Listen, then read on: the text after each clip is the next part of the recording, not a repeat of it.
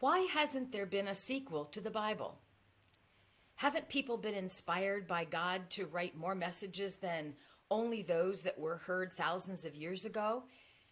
Welcome to Calm in the Chaos, where we ask questions that sometimes seem ridiculous on the surface, but which might make us think bigger thoughts and delve into our own spiritual lives a bit deeper. So really, why hasn't there been a sequel to the Bible, filled with stories of luminaries who have been in deep connection with Spirit and whose lives have lessons to teach the rest of us? The Bible's filled with stories of humans whose lives exemplify all human emotions that we feel. There's at least one count of people who felt every emotion in the human spectrum: devotion, adoration, strife, hardship, envy, curiosity, doubt, depression, hatred. There are stories of people treating one another badly, through enslaving one another or to denying them a place at the table, to racism, to torture by stoning, crucifixion, and throwing others into pits. These are stories of survival. There are stories whose people are resourceful. They rely on Spirit and on one another, and that's what brought them through, bringing them through wars, famines, rapes, theft, and a razing of an entire city sometimes. The Bible is not merely a history book, nor is it a book whose language is a literal interpretation of what happened. Stories, as happens with all tales that are orally transmitted from one generation to the next, are altered with tinges of the current storyteller's culture.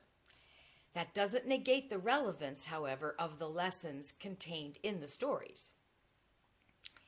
Just like education, dieting, and parenting, religion also evolves as new scientific and philosophical knowledge come into play.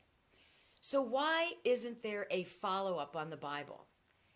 The Holy Bible, as seen through the lenses of Jews and Christians, teaches us how to live in relationship with God and with one another.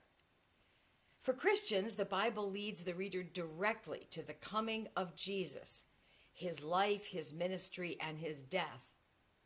But why isn't there a compilation of stories that directly exemplify the manifestation of his love with more modern characters? A book of stories about people who've lived since Jesus' death, but whose lives represent the values, the love, the compassion that he taught. A curated book that we would all share as common knowledge, so we could be as familiar with the characters and events as we are with those in the Bible.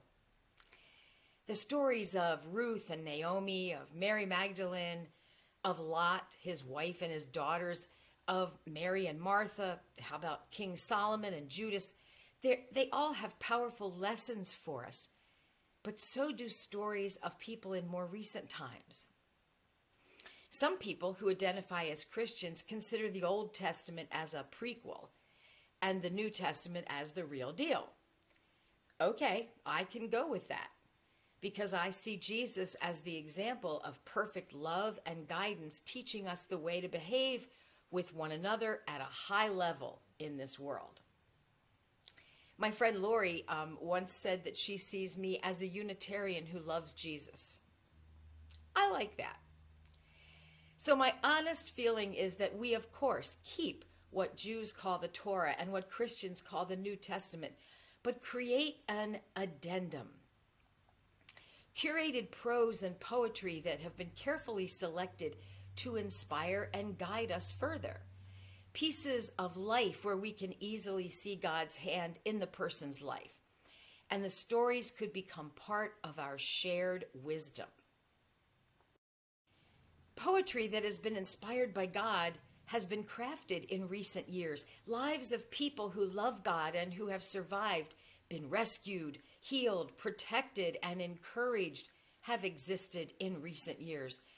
People who have loved God and who have lived lives of torture have stories to tell. See, the whole Bible, the entire thing, is pointing us to a deity whose love is unbounded, who never gives up on us, no matter what we say, no matter how we use our money, no matter who we love, how many egregious errors we've made, no matter how many partners we've had, no matter how much we've hurt another person or how much profanity spews from our lips, or how many divorces we've experienced.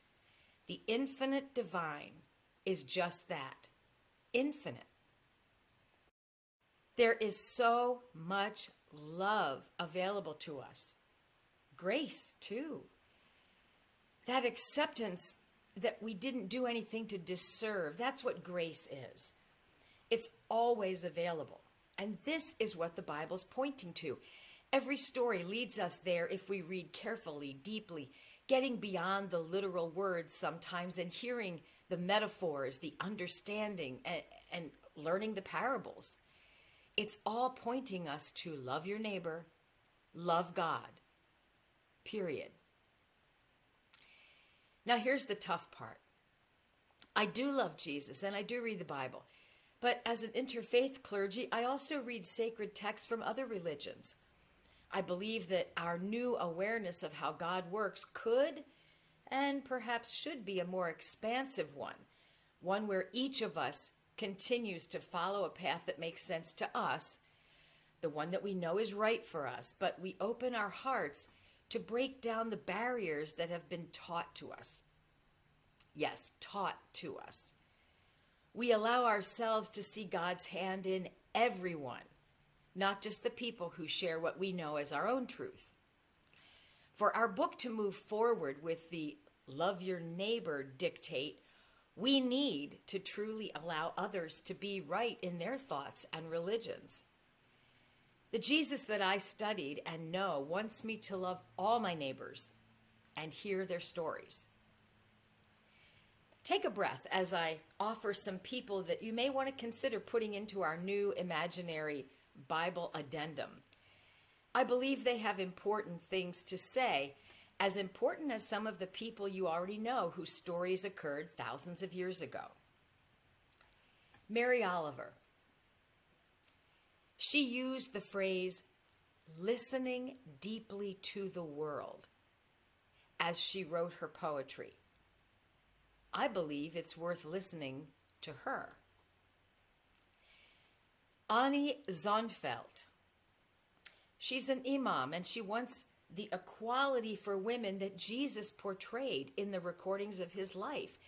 Women were many of the first disciples of the Prophet Muhammad, and they were the first disciples of Jesus, having found the empty tomb and having run to tell the men. Would we include her story in the new book, or are we compiling a book only for Christians? That's another topic to discuss as we sit around our own table of Nicaea, deciding what gets tossed onto the cutting room floor. Danilo Cortez, originally a pastor in an ultra-conservative church whose teachings included praying away the gay for people in the LGBTQ community. It's Pride Month, so hear me out. He slowly began to realize that he might be in the same category as those Christians who had supported slavery in the United States, that he might be preaching something very wrong. As he studied and felt God leading him to learn better, his own son came out to him as gay. This would make a good story for our new book. Rachel Held Evans, a woman raised in the Bible Belt and taught that getting to heaven was the goal. She wondered at 10 years old why God, who loved her so much, would allow her to suffer so deeply with a medical condition. She became very well known for her books about questioning and doubting God and faith. I recommend her story be included. How about Thomas Merton, St. Francis, St. Teresa of Avila, Deepak Chopra, or any powerful leader, no matter where they led or what the outcome? Because the Bible's filled with men who led their people into disaster and those who led them to freedom.